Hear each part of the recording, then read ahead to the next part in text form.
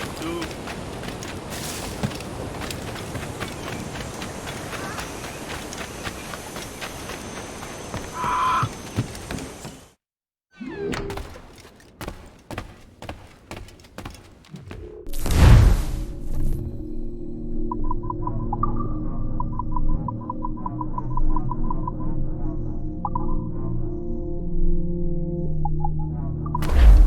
Bienvenue! Enter, enter!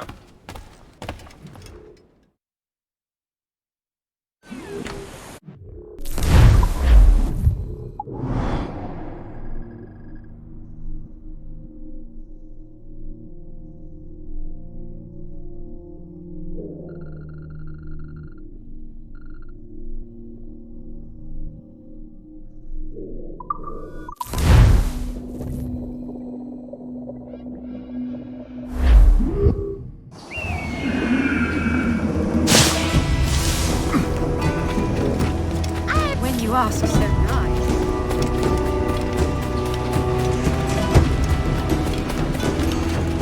Not really.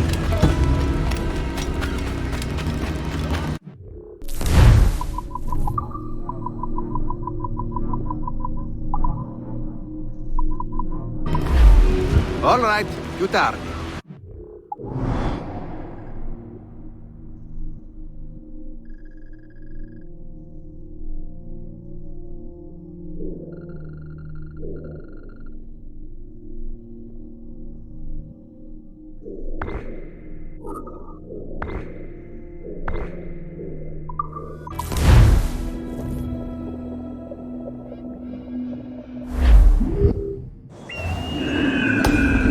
Uno de estos ejemplares mientras aún me quede.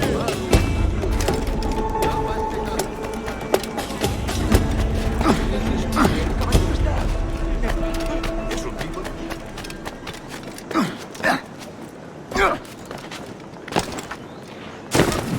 Otro borrachito.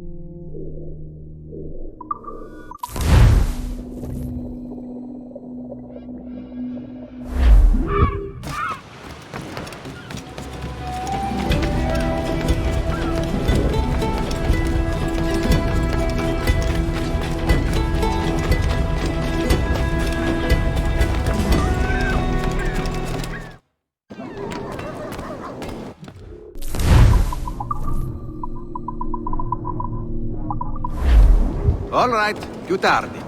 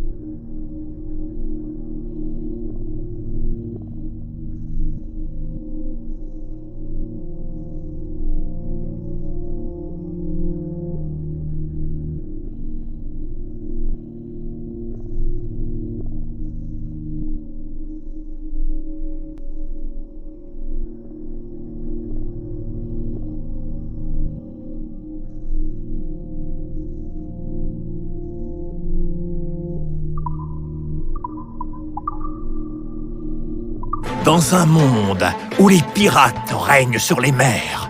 Ces hommes vont découvrir que rien n'est sacré et que toutes les routes mènent au rhum, au pillage et aux femmes.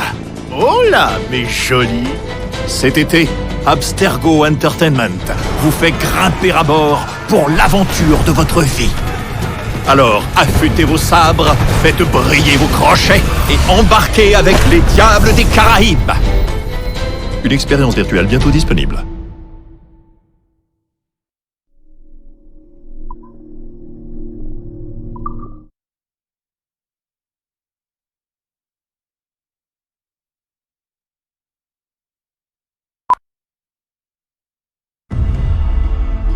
À l'aube farouche du XVIIIe siècle, voleurs et marins unissent leur destin pour vivre et mourir par l'épée.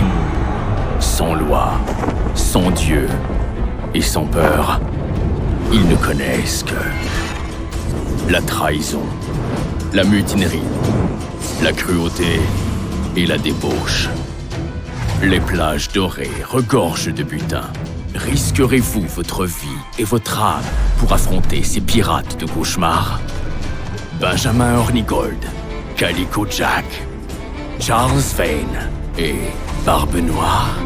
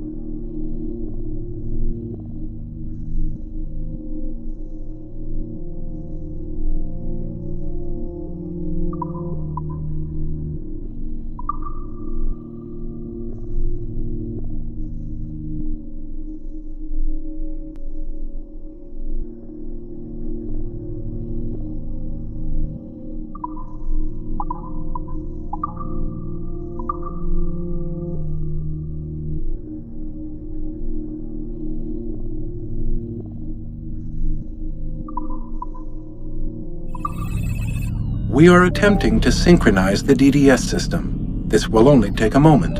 We are almost there. The DDS is now in sync. Thank you for your patience.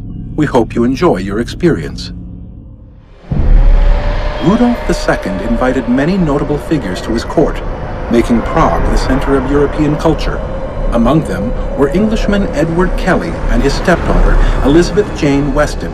Observe her and report any alleged collusion.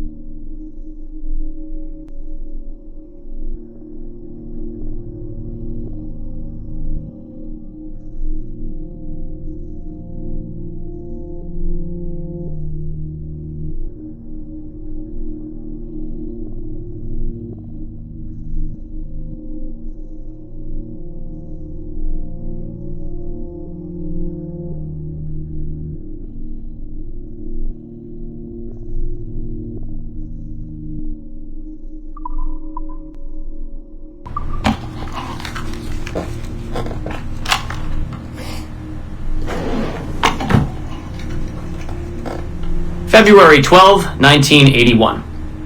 Qualitative personal interview with Subject 1 on ancestral research regarding Avalon de Grand Prix. How are you feeling?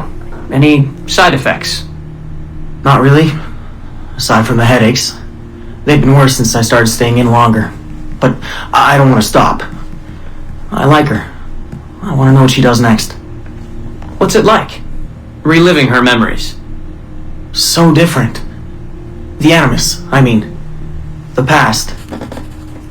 At first it was confusing. Distracting. Like New Orleans, the stench. I wasn't expecting all the smells. Smell is the sense most directly linked to memory. When I'm in her memories, it's like I can smell more than I usually can. In general, women have a more acute sense of smell than men do. I had wondered how that would translate. Anything else? Yeah. She's smaller than me, but it's like her body could do more. Did that surprise you? At first, yeah. The ERA people might hate me for this or whatever, but I don't usually think of girls that way. Climbing things. My mom, my sisters. The animal feeling of Aveline sinking her hidden blade in the throat of... Go on. It doesn't feel feminine. What I think of as feminine. But then at the same time it does. Her center of gravity is way lower. That was a surprise. How easy it is to land. How steady I am on her feet. Sorry. This is hard to talk about. No, it's fascinating. This is what we need. Pure experience, in your own words. Okay. Can you tell me about Gerald Blanc? What about him? He and Avalon were close, but we haven't been able to ascertain if he might be your missing ancestor. Do her memories suggest anything to you? Does this make you uncomfortable? Remember, these are her memories. You're just playing them back. It's not even acting. You're a researcher. Like you say, I haven't experienced her consummating anything. That would be... Anyway, I think maybe she was confused. Oh. Well, first of all, I don't really know for sure, okay? I mean, guys think about sex more than girls, right? That's a fact. As a researcher, what did you observe? Does it mean she's more like a guy if she thinks about... Is that why she's able to assassinate... Well, okay, here's the thing. I don't know her thoughts, but from what's in her memories, physically, the fidgeting, some hesitation, what she looked at, who she looked away from, the things she didn't say when I expected her to. If I had to guess what it meant, I would think she was thinking about sex. But I'm a guy, so I would think that, right? So what does it mean for women to act that way? It has to mean something else, right? As a subject, you're able to observe more finely than I am in review. What about unwanted attention from men? Well, I thought that would be the hardest thing to deal with. I'm not into that, for the record. Not at all. Yes, I know. But the way she dealt with it happens so often. It's like you stop noticing everything she does to avoid it. Crossing the street, eyes in the back of her head. She knew how to handle herself. When she was charming, felt kind of similar to killing. Or the build-up to killing.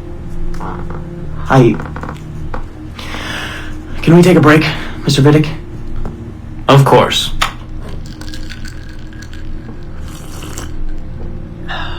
Ready to go on? Yes. Avalon was black. And white. On her father's side. You're sensitive to that? I guess.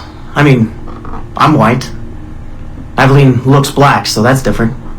But you get used to it. Like with the girl thing. Until someone makes you not used to it. What do you mean? I don't think I've ever had to think so much about what I'm wearing or how I'm walking. But Aveline, it's like she goes through her whole life in these uniforms.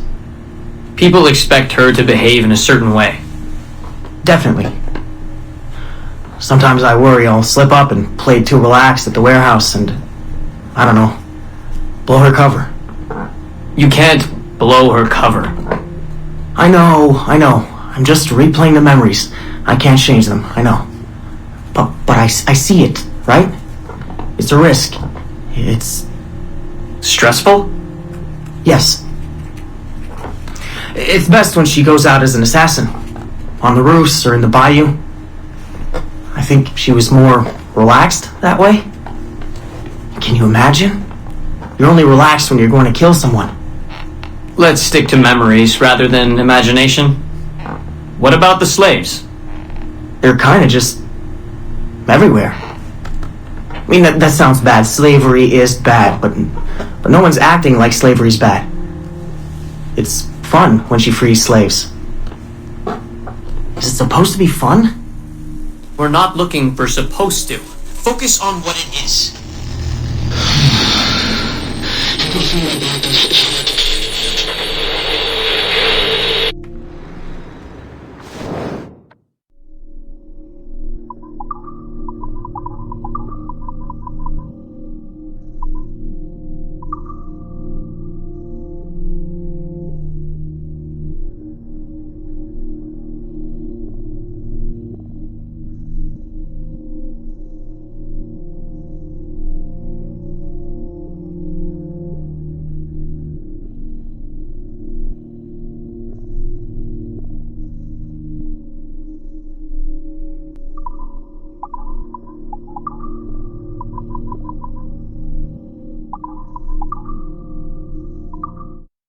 « 23 décembre 2012. Rapport du chef d'équipe de l'unité de collecte d'échantillons Fisher-Case concernant le sujet 17, Desmond Miles.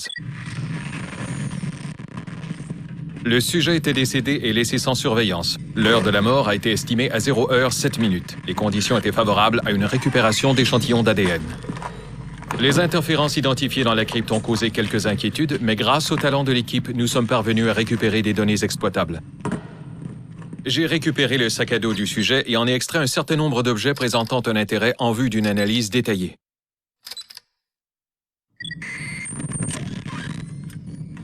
Le sujet présentait des brûlures à la main droite, assez intenses pour causer une fusion osseuse, ce qui témoigne d'une forme de combustion spontanée.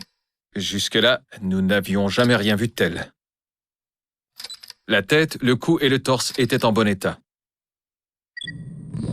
J'ai personnellement sélectionné les agents chargés de récupérer les fluides corporels, sang et salive. Nous avons ensuite procédé à l'extraction matérielle et au prélèvement de plusieurs échantillons. L'analyse et le séquençage des données sont déjà en cours et se déroulent remarquablement bien. Grâce à la base de données cloud et aux échantillons récupérés par Abstergo, l'héritage du sujet 17 pourra continuer à être exploité sous la dénomination échantillon 17.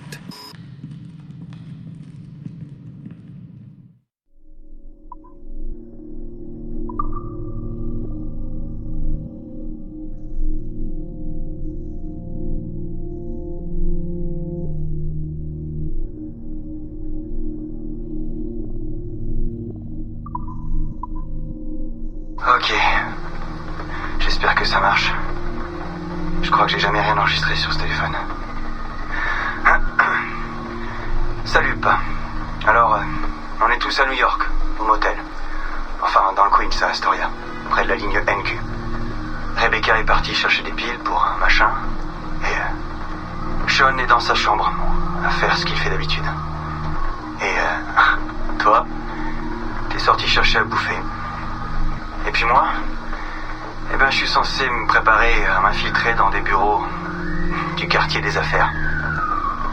En fait, ça me rappelle les exercices que tu me faisais faire. Je te vois pas pendant 10 ans, puis tu réapparais. Et c'est comme si j'étais jamais parti. Les mêmes coups de gueule, les mêmes complots, la même paranoïa. Sauf que cette fois, je sais que t'as raison. Je crois tout ce que tu dis. Tu sais, je pense que tu connais pas toute la vérité. Ça m'étonnerait que t'en saches autant que moi. Tout ce que j'ai pu apprendre en quelques semaines. Il y a tellement de trucs. J'ai l'impression d'avoir vécu pendant 1000 ans. Ou peut-être 10 000. C'est impossible à décrire. Mais quand on découvre autant de pays, qu'on voit à travers les yeux d'autant de gens, on peut pas s'empêcher d'être triste. Parce que tous ces gens, incroyables, intelligents, ils mènent les mêmes combats. Ils font les mêmes erreurs, encore et encore. Parce que la culture, la connaissance, l'histoire, toutes ces choses ne passent pas dans les gènes. Et chaque enfant doit en réapprendre les bases. Comment vivre, comment survivre, comment se battre pour ce qui est juste. Tellement de choses se perdent pendant la transmission. Tellement de choses apparaissent à chaque génération. C'est dommage. À chaque fois, il faut tout réapprendre. J'ai rencontré Clay, papa. Clay Kasmarek, dans l'Animus. Je le connaissais sous son nom d'Abstergo, le sujet 16. Mon prédécesseur. Il m'a montré des choses.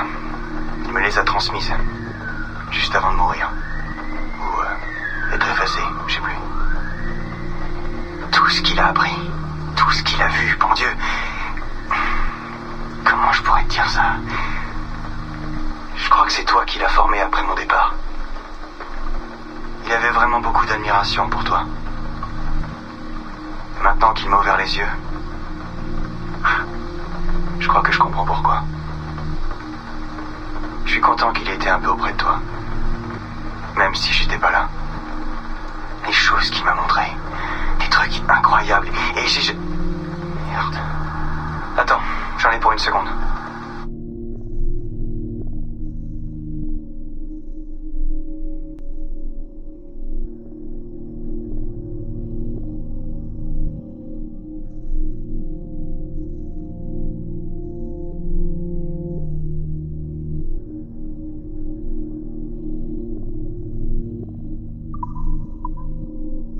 Ok, bon, ça fait plusieurs semaines que j'ai rien enregistré.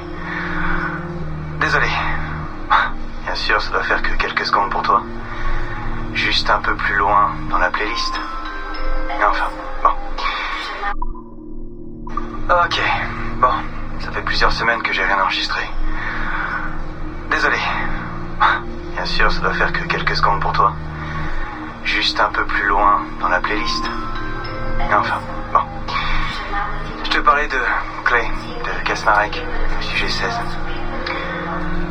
Alors, quand je suis tombé dans le coma, en Italie, que je me suis réveillé dans la chambre noire de l'Animus, c'était si apaisant. J'ai eu l'impression de me réveiller dans un rêve brumeux. Un rêve où toutes ces conneries ne seraient jamais arrivées. J'avais l'impression que j'allais retourner servir à boire au bad weather et à me plaindre de ne pas avoir de copine en ce moment. Et à me demander ce que j'allais faire de ma vie. Mais en voyant Clay assis là, ça a commencé à revenir. Tu vois, morceau par morceau. Et quand il m'a dit pour Lucie, putain, ça m'a fait mal. J'ai réalisé que je l'avais tué, sans réfléchir une seconde, sans ressentir quoi que ce soit. Du moins pas sur le moment. Ensuite, les souvenirs ont commencé à revenir. Les mémoires d'Ezio et d'Altaïr, de la première civilisation, et juste avant de disparaître, Clay m'a transmis ses souvenirs à lui.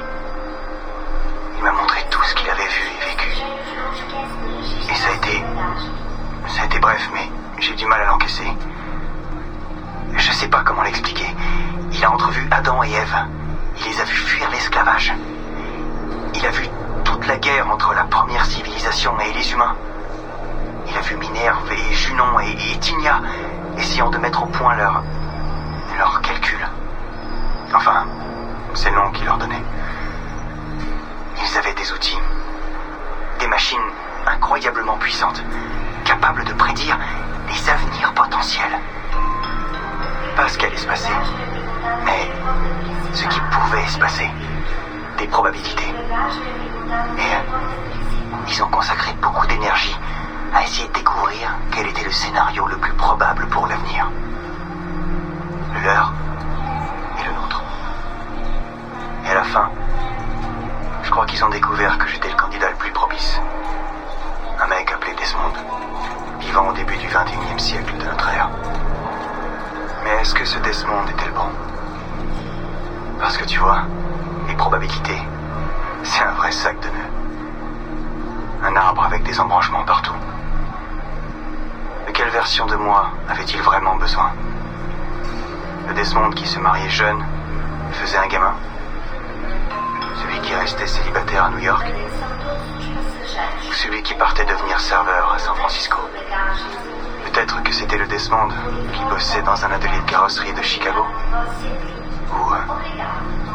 Ou peut-être celui qui n'avait jamais osé quitter ses parents?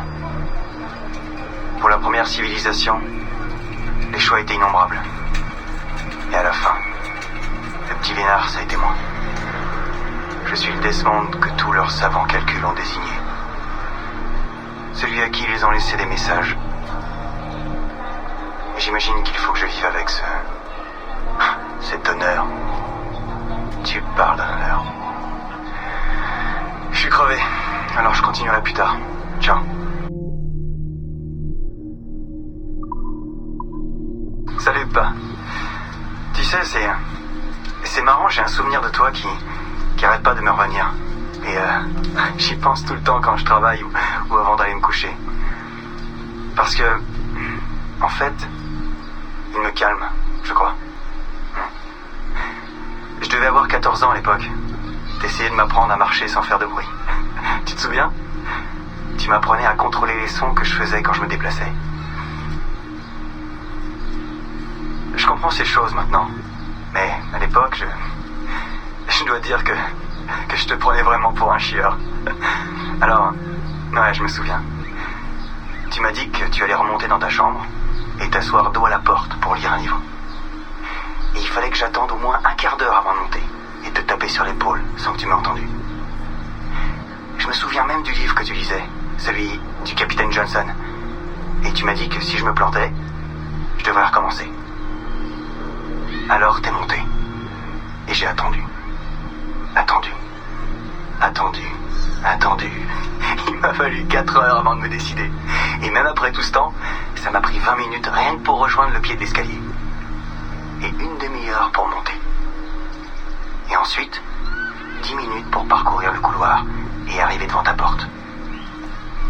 J'ai jeté un coup d'œil à l'intérieur. Et j'espérais tellement que tu sois en train de dormir. Mais non, pas toi.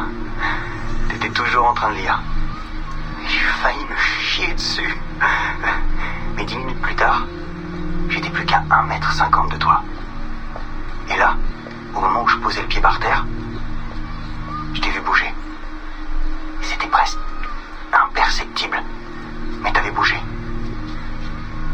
Je me suis dit que j'avais peut-être rêvé.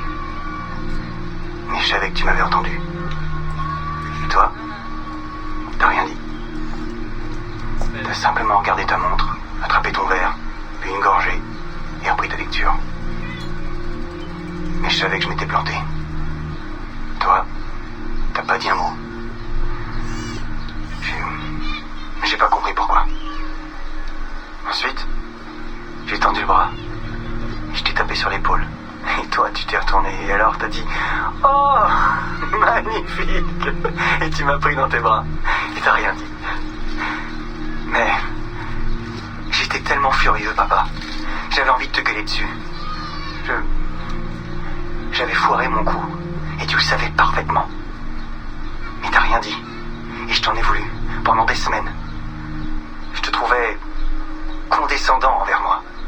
J'étais sûr que tu te disais que je serais jamais à la hauteur de tes espérances.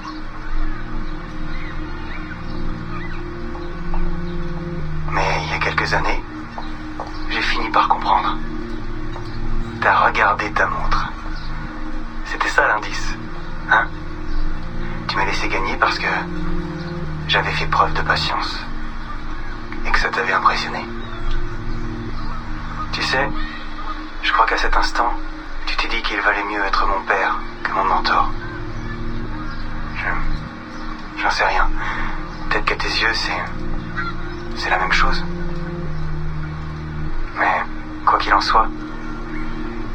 de savoir que mon père et mon mentor veillaient sur moi ce jour-là. Je l'ai pas compris à l'époque. Aujourd'hui, je crois que je comprends.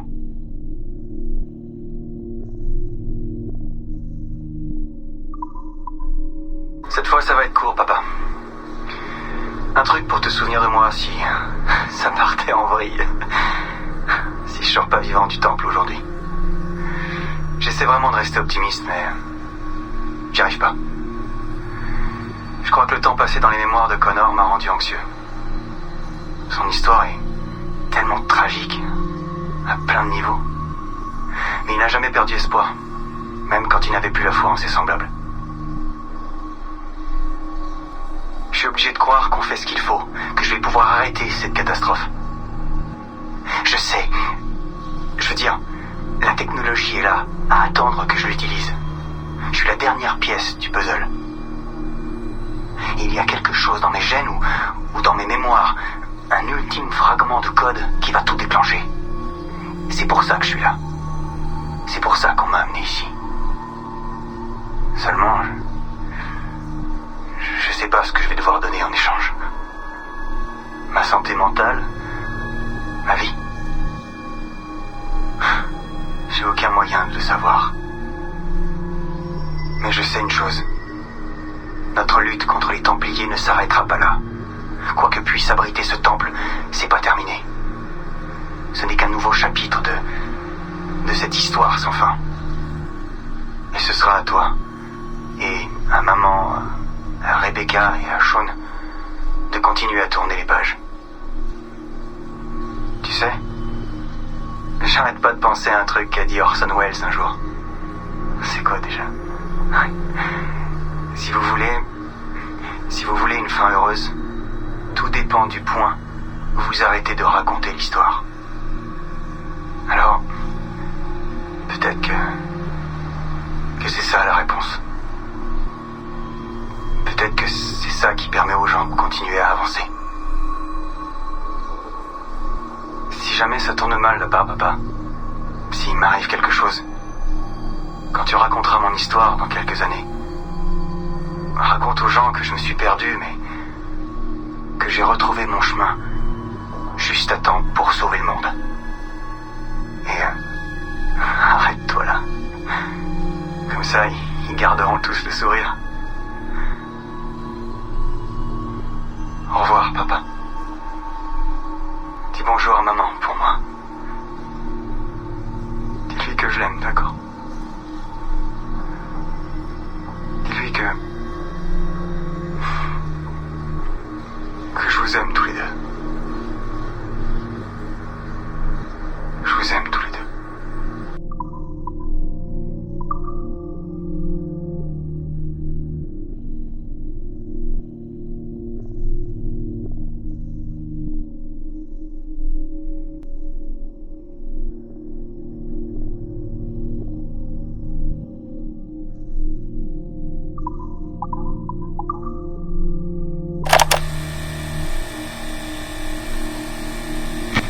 Timestamp August 16th, 2013.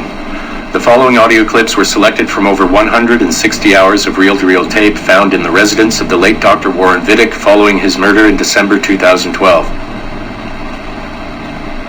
According to labels on the tape's canisters, these recordings were made over a 14-month period between 1980 and 1981 without the consent of their primary subject, Mrs. Eileen Bach, a colleague of Dr. Vidic's and the originator of Abstergo's surrogate initiative.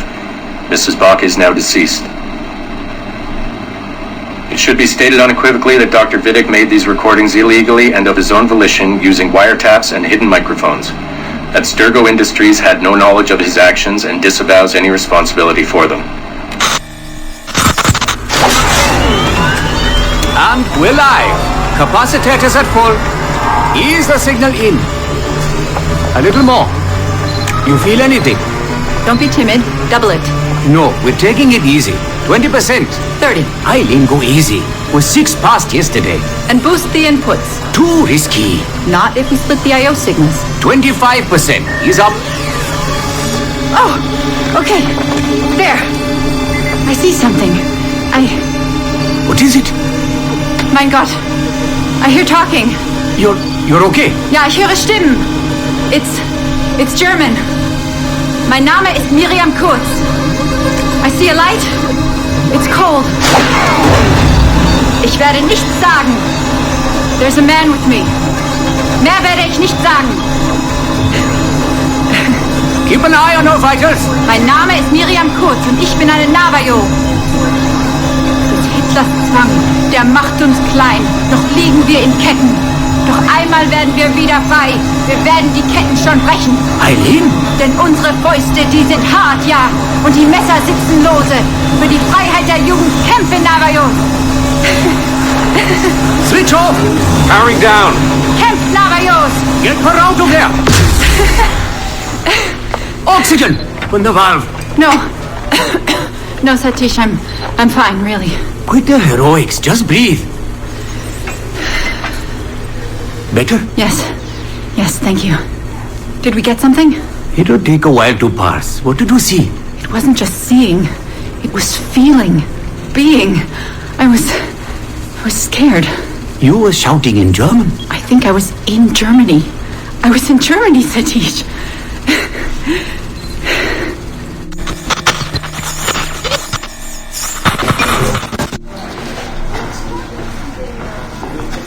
Good morning. Well rested? Exhausted. Yesterday was an incredible find. Seems so. What did it feel like? It's foggy, but I relived the memories of a young German woman. Early 20s, I think. A man was interrogating me, looming over me and asking questions. He was shouting, but I was shouting back. And then this poem just came out, like a chant. Fascinating. I'm eager for you to hear the tape. Is it ready? Yes, we transliterated the data onto an audio file. It took all night to process the language. Spool it up. Of course. Have a seat. Judging by the subject matter and the setting, I'd say you landed somewhere in Germany in the 1940s, 1 or 2 generations back. During the war, I'd imagine. 1940s Germany? That would be Miriam Kurtz, my ex-husband's mother. So she's not related to you in any way? God, I hope not. I'd hate to find out my ex-husband is also my brother.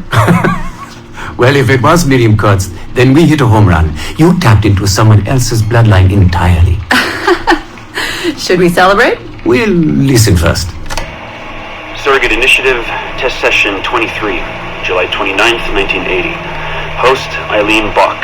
DNA sample SB1970. It's a little garbled at first. This is you settling into the memory. Your name, say it. My name is Miriam Kurtz. Louder. My name is Miriam Kurtz, and I am Navajo. Where did you last see the artifact? Who holds it now? I'll say nothing. I have told you all I will. I don't believe that is true. Who has the artifact? Hitler's dictates make us small, and we are bound in chains. But one day again, we shall walk tall. No binds with us, restrain. Enough! For hard our fists, yes, and the knives at our wrists for you to be free. Navajos lay siege. Lock her away. Navajos lay siege. And that's where we pull you out. Whoa. What would it take to get a visual render of all that? Months, unfortunately. It took 13 hours just to process the audio. Visual takes much longer. But Vidic is able to record audio and visual in real time. How does he do it? His subjects are exploring their own genetic memories. That requires much less processing power. Hold on, sorry. Eileen here. Hello. You have 10 o'clock in Lillian's office. It's 10:13 now. Oh, shit. I'm sorry. Tell her I'll be right there. And tell her we have some good news. No problem. You in trouble? The monthly progress report. I'm trying to be honest about our progress, but no matter how much I polish our facts, Warren Vidic swoops in, promising the moon for pennies, and gets 10 times the funding for his Animus project. Well, we are using his Animus technology. He's the foundation. We are the skyscraper. Which is why he should be a tech lead, not a project director. Good work, Satish.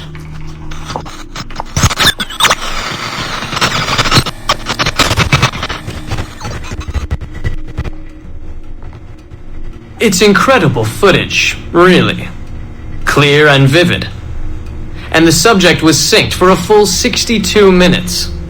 Came out speaking French after his last session. Passably fluent. And with full recall of everything he'd gone through. Sorry I'm late. I was reviewing some data. It's fine. Warren was just telling me about his first subject, Mr. No names. Call him Subject 1. Confidentiality. And how about you, Eileen? What's your good news? Well, we did it. We synced with an unembedded memory outside the bloodline. That's a first. Really? Satish was able to process the audio today. A short clip. You can hear it for yourself. Only audio? No real-time memory feeds like Vidic has? Well, that's the difficulty with surrogate genetic memory data. Because I'm viewing memories not embedded in my own DNA, we can't rely on my cognitive faculties to help me process the signal. All we can do is record the raw data and transliterate it later. Hold on. You're running this experiment on yourself? I am. It's going well. I don't like the sound of that. Look, the sample I'm using, the DNA comes from my own son. It's safer this way. Ah, good thinking.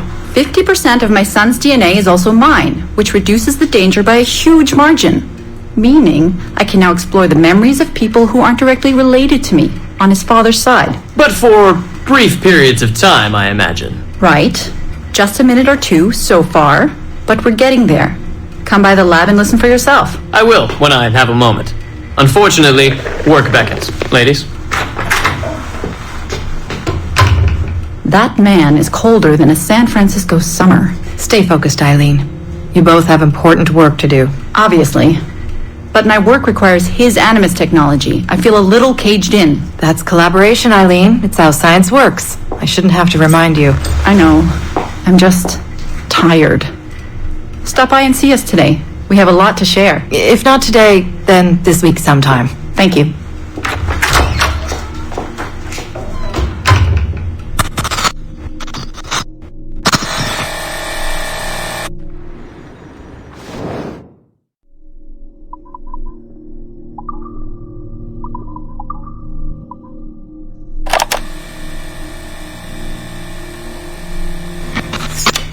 Surrogate Initiative, Test Session 27, October 21st, 1980. Host Eileen Bach, DNA sample SB1970. Miriam, my dear girl, there is no good reason for you to be here. But your intransigence requires that I detain you until you give me information I can act upon. The location of the artifact, perhaps, or the whereabouts of your leader, Bartle Shing. Just a little something to give Minister Goebbels some encouragement that we are on the right track. How about a nice hug? He looks so sad in all his photographs. Yes, he does, doesn't he? Perhaps you could pay him a visit yourself. He likes beautiful women, actresses, musicians. Pirates? That's right, pirates. Pirates of the Edelweiss. Isn't that what you kids call yourselves? It's very amusing. And illegal, of course. Breaking Hitler's laws is half the fun. Oh, I imagine so. I imagine you were having a wonderful time just before we captured you on your search of friends.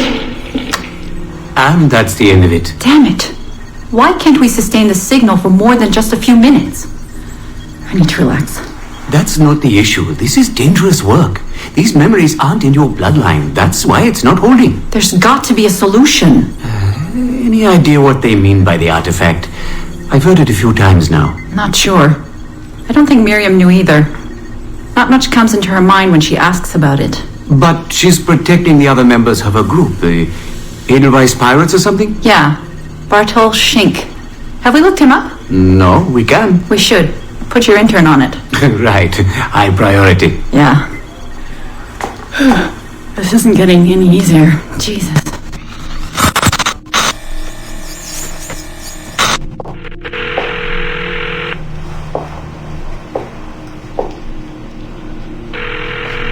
Hello? Hi, Seamus. It's Mom. Hey. How are you? Dad! It's Mom! Hello, Eileen. Hi, Carl. How's Seamus? Great. We were out shopping for school clothes. Yeah. The summer just sped by. They all do. I never seem to notice. No windows in the office. Right. Trapped in a lab. So, did you need to talk? Yes, sorry. I was curious about your mother, actually. Oh.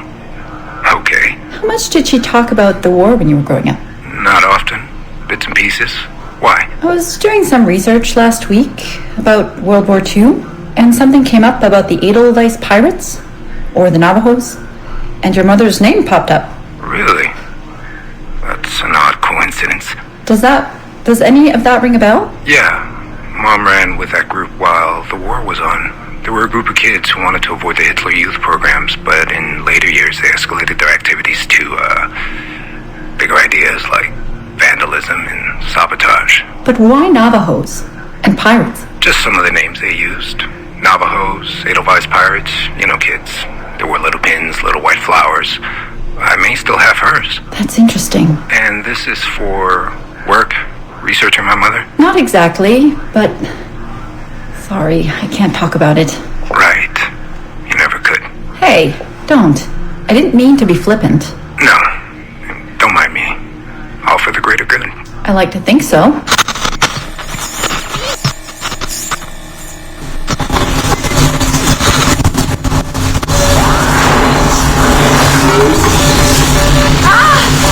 Power down! You alright? Damn it! 5 months of this bullshit! We're floundering. Take it easy, Eileen. You're just stressed. I am not stressed. I'm frustrated. I'd like to go again this afternoon. No. There is no reason to rush this. We're hardly rushing. We're running into the same wall over and over again. Why can't we push through? Why can't you keep me in the Animus longer than 2 minutes? Because surrogate genetic memory data is fragile. The EEG is exploding and your brain is doing too much work. The longer you stay in, the more damage it does. It's even possible that... Possible that?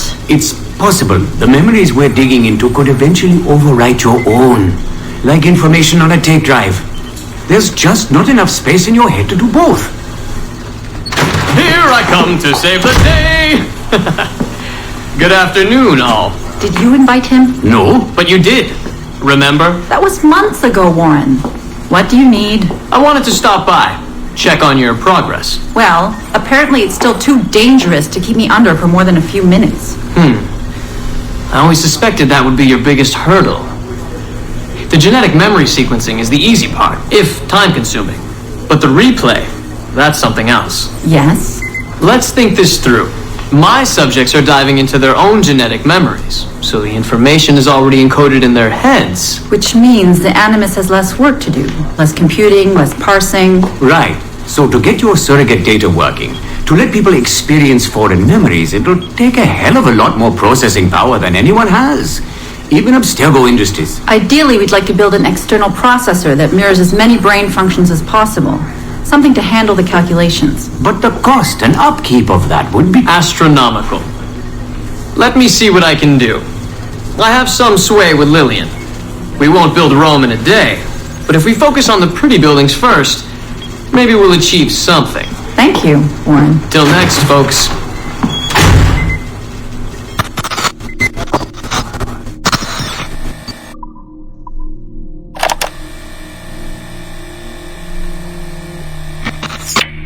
Surrogate Initiative, Test Session 32, January 11th, 1981. Host Eileen Bach, DNA sample SB1970.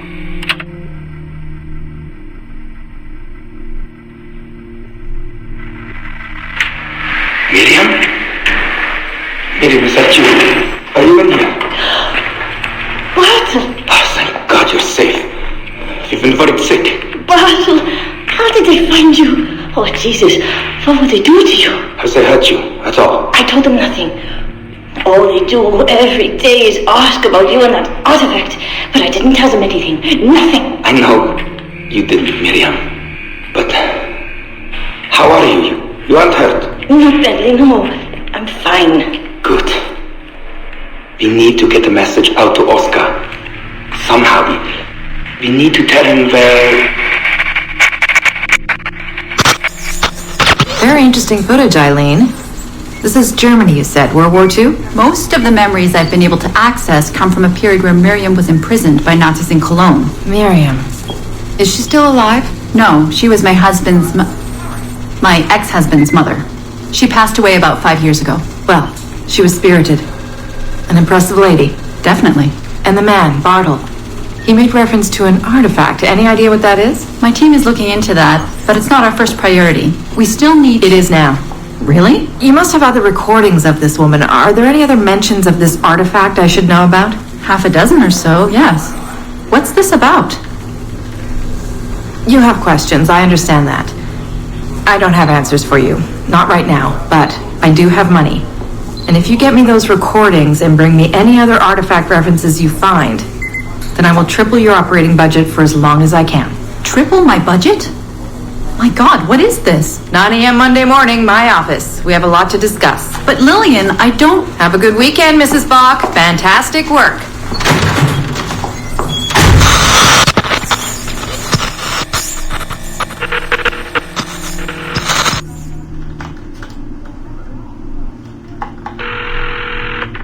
Hello, this is Carl. Hi, it's Eileen. Hey, how are you? Good. Busy. Cold. The winter's been terrible. Seamus won't like that. The weather's been mild out here. Well, he's only coming for a month. He'll live. And I'll be so busy he won't have to worry about his mother bothering him. Still working 12-hour days? I should move a bed into my lab.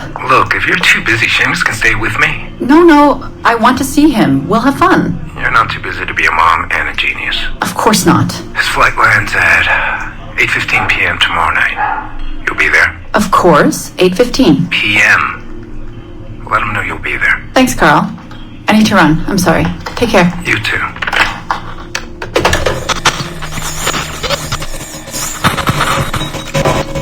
Eileen. Didn't see you come in. I'm not interrupting? No, it's fine. The subject is unconscious. He's traipsing around 18th century New Orleans right now, in the memories of a woman. That must feel odd. How long has he been under? 83 minutes. Whoa. It's average. What can I do for you? I just wanted to thank you for sending Lillian to see me. She came away very impressed. There. You see, all these bureaucrats need is a little glimpse of our secrets every so often. They like to feel like they're still in charge. Lillian is most definitely in charge. She just tripled my budget. Tripled? Christ, Eileen. You must have discovered who killed Kennedy. Well, she heard something on one of my tapes that interested her. Something about an artifact. Very vague, but it was enough. An artifact? What sort of artifact? Jesus, get him out of there! Get him out! It'll kill him! He's not decoupled! He's having a fucking seizure! Power down! Now! Heart rate 170! Power down! Now!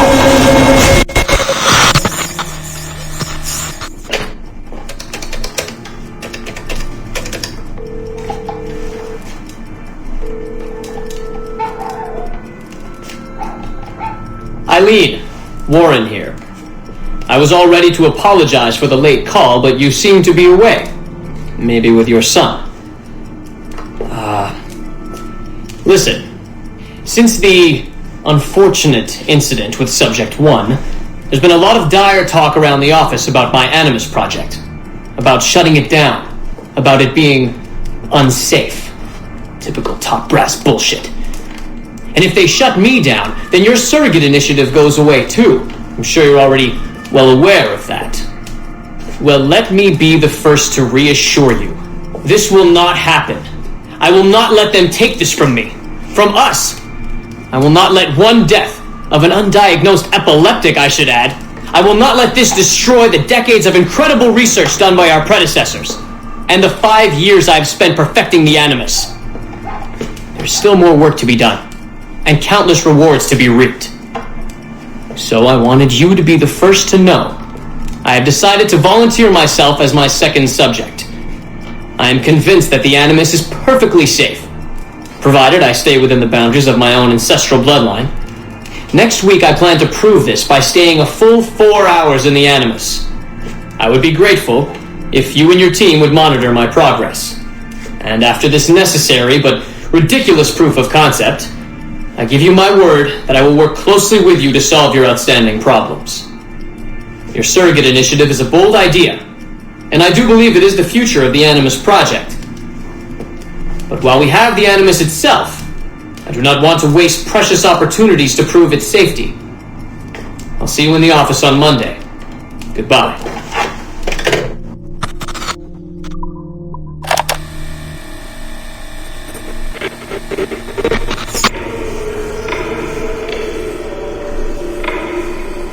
have now resumed the practice of dressing as a man, and have put off my woman's dress.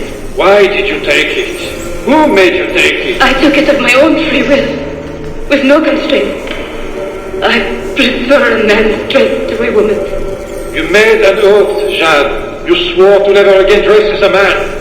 I never meant to swear that I would not resume the practice. Why have you done so? Because it is more lawful and suitable for me to return to the practice of wearing a man's dress, being always among men, than to have a woman's dress. I have resumed it because a promise made to me has not been. How is he? Hour 3, doing well. Are we still in 18th century Hungary? No. His connection is so stable, he's jumped between a few ancestors today. We're in 15th century France now. Turns out he's related to one of Joan of Arc's executioners. Surprise. Eileen, yesterday Vidic asked me to help him work out some of the bugs in his audiovisual renderer, and I told him... No. Come on, Satish, not you. It wouldn't be permanent. A few months at most. Months? That will kill every ounce of momentum we have. It won't, I promise. Honestly, I think this could help us. If I can get a look at what these people are doing, we could... Come on. He's trying to pull you over to his side. Don't you see that? He's luring you with quick victory and prestige. That's not what this is about, honestly. I need to get back to work. Eileen, I'm sorry. Do what you must. I'll survive.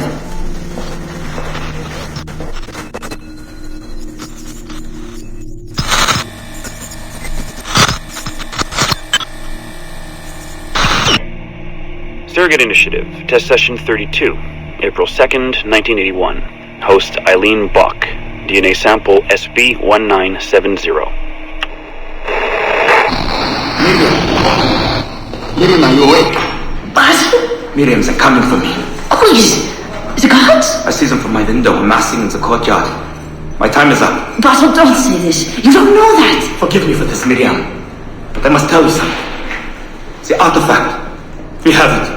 But only Oscar and I know its location. Don't tell me. They will release you. Your family has connections.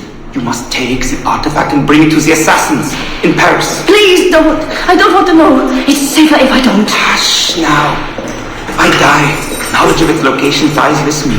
You must bring it to the assassins. Assassins? I don't understand. The spy of St. Petrus. No, I don't want to hear. Cell 7!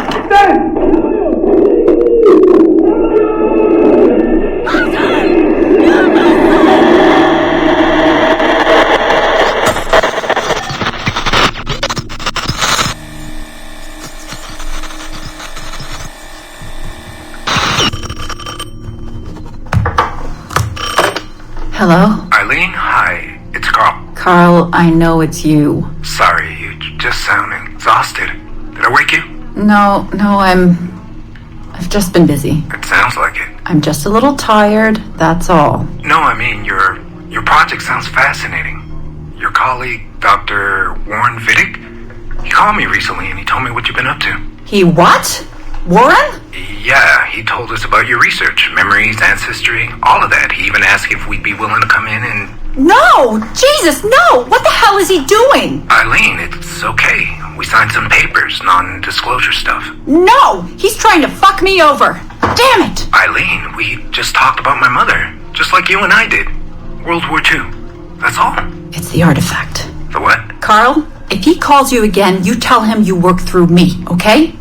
That's it. Vidic has been a pain in my ass for years, and I don't need him getting all the glory for my 2 years of hard work. All right. So how should I go about this? I mean, the wheels are in motion. I don't know. Just go through me if he contacts you again. Please? All right. You'll do that? Of course. Yes. Thank you, Carl. I'm sorry I was short with you. I've just been exhausted. That's all. It's all right, hon. Just take care of yourself.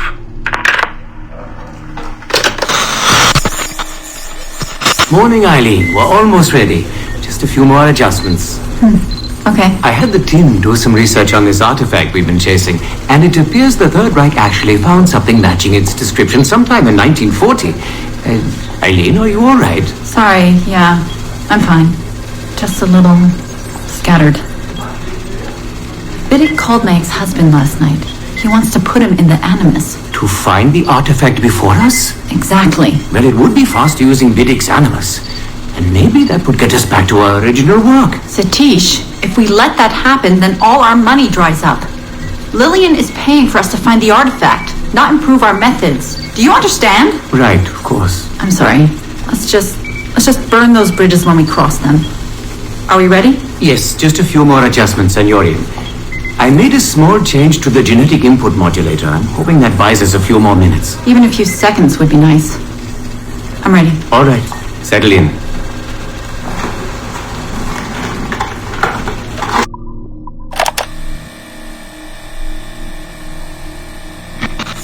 Surrogate Initiative, Test Session 37, August 9th, 1981. Host Eileen Bach, DNA sample SB1970. Open! Good morning, Miss Kurtz. You look well considering the circumstances. Are you rested? Have you eaten? Your friends are dead, Miriam. Bartel Schink and all his navigators, his Edelweiss pirates, executed for 5 counts of murder. It has a trial. You must be proud. There was no need! They were scum! All of them! You hear me? All of you are scum! Scum! Scum! I see it so clearly now. He didn't break, did he? You have nothing. Quiet, girl! You don't have the artifact. If you did, you wouldn't be talking to me at all. None of yours lay seat. I said none of yours lay seat. None of yours lay seat.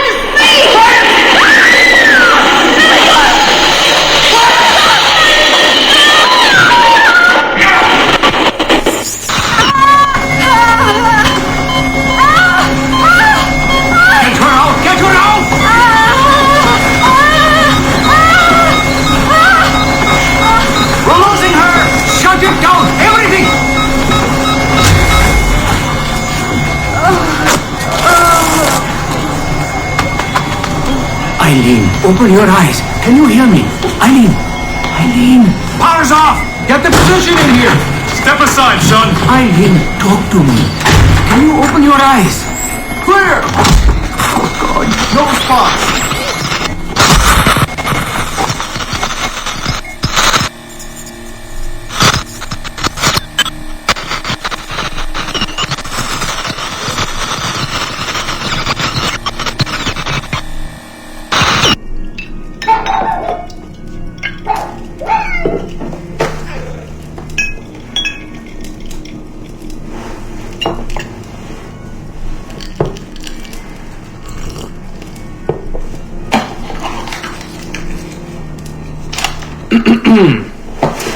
All right. Notes towards a speech in honor of Dr. Eileen Bach's premature retirement. When I first learned of Dr. Bach's unfortunate accident, I couldn't help but feel a great sense of loss at... No.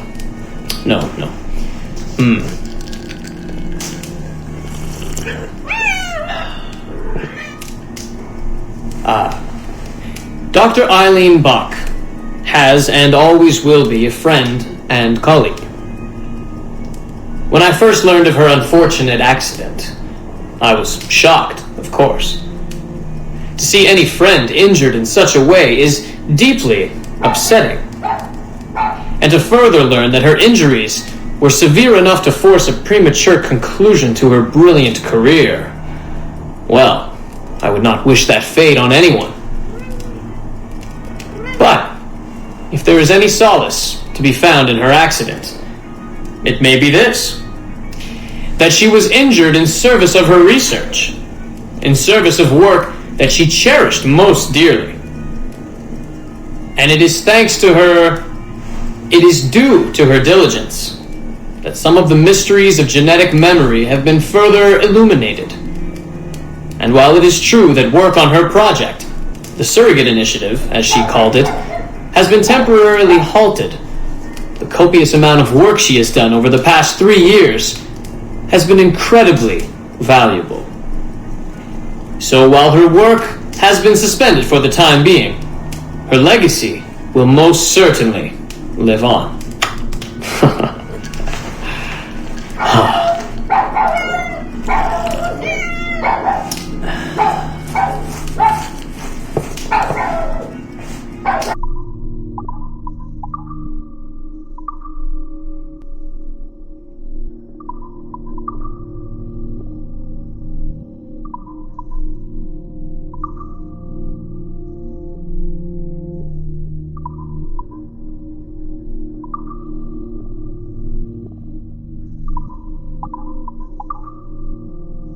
Nos premiers rapports indiquaient qu'Ezio ferait un sujet idéal pour les projets futurs d'Abstergo.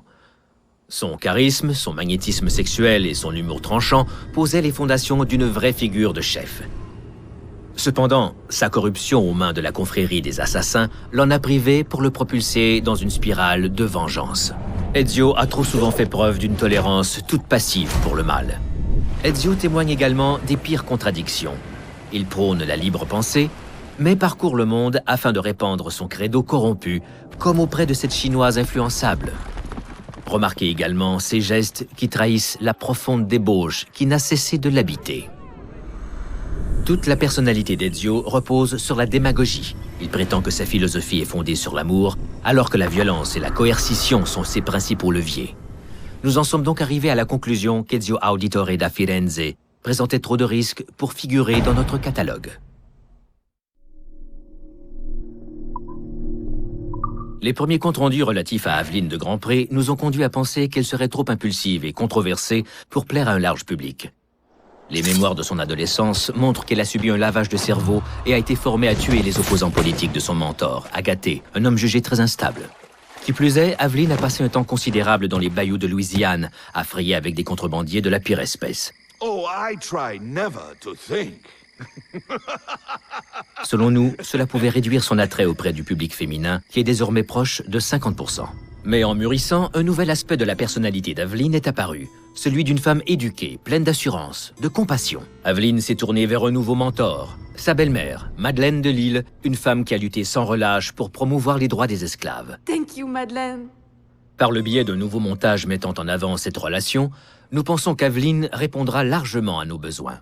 Notre équipe recommande de valider ce projet et de le mettre rapidement sur le marché. Nos premières recherches sur la vie de Radon Gaedon se sont articulées sur son adolescence et son passage à l'âge adulte. Mais nos chercheurs n'ont pas été impressionnés par son calme et son stoïcisme entrecoupés de terribles accès de fureur. Nous ne tenons pas à promouvoir un meneur doté de pareilles caractéristiques.